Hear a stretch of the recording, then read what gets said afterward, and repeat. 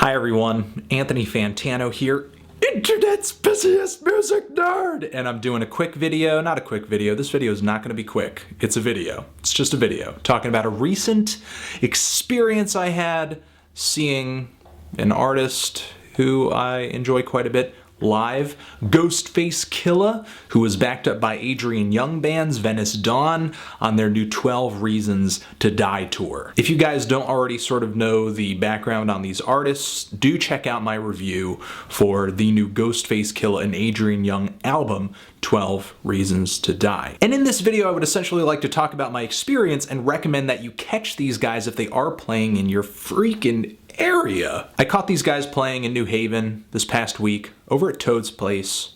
Shout out to Toad's Place. They played on the main stage in the venue, and there were some opening acts, but really my attention was grabbed. I was surprised when Adrian Younge's band eventually took the stage because essentially they were going to play a solo, semi-instrumental set by themselves before Ghostface Killah even came out. And they came out full instrumentation, guitars, two vocalists, drummer, keyboards as well, bass, and together they went on these freaking intense, heavily grooved out jams that brought together elements of soul, funk, rock, psychedelic rock as well. Just really great, solid playing, a lot of syncopated riffs with the guitars, bass, and drums, nice keyboard playing too. The vocals that the band brought to the table as well were just soaring, epic, really emotive. I really understand now why the instrumentals on 12 Reasons to Die sounded so freaking good. They incorporated some original stuff, some stuff that they did for 12 Reasons to Die, like they did the Sure Shot instrumental and worked it into this set,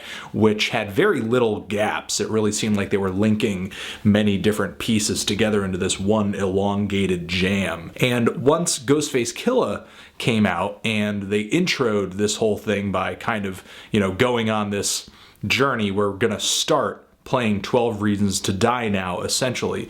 They really performed a lot of pivotal chunks of this album with Ghostface and, tried to play out the album as if it were the narrative that it actually is on record. Adrian Younge coming out and saying, the story is set here and Ghostface Killah is so-and-so and he's doing this and this is happening in the storyline. So they really tried to make sort of a dramatic thing of it. They tried to make it a little theatrical in a sense, but essentially, at the end of the day, it was really just about the performances. Ghostface Killah came out. The band was playing the first instrumental from the new 12 Reasons to Die album, I believe, but Ghostface Killah was actually spitting a verse from an older track, which a lot of people knew the words to.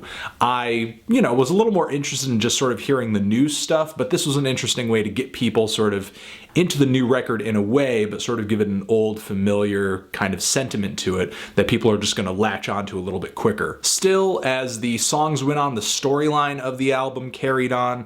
Ghostface Killah declared war on the DeLucas. He got seduced and tricked. He went out to go see the DeLucas when they showed up at his place, and Tony was killed, which Adrian announced in the middle of the set. The band played another few instrumental pieces, and Ghostface came out after the rise of the Ghostface Killah and exacted his lyrical revenge upon his murderers. And the band and Ghost were really great at sort of playing into the crowd, sort of having them sing along as they turned out the lights. They were holding up lighters. Ghostface Killah returned to the stage. It was really just dramatic. There were masks, there were costume changes, and even though this show is really about the new stuff, there was time to get, a little nostalgic and really celebrate the, I guess you would say, the legacy of hip-hop that Ghostface Killah is a part of.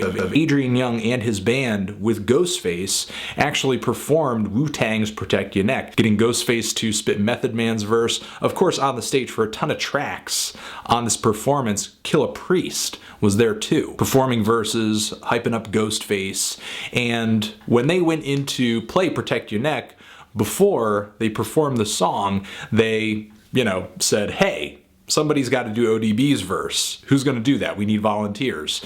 And instantly, this dad in the front of the crowd just almost threw his kid onto the stage. Like, here's he looked about 10, 11, 12. Here's my kid.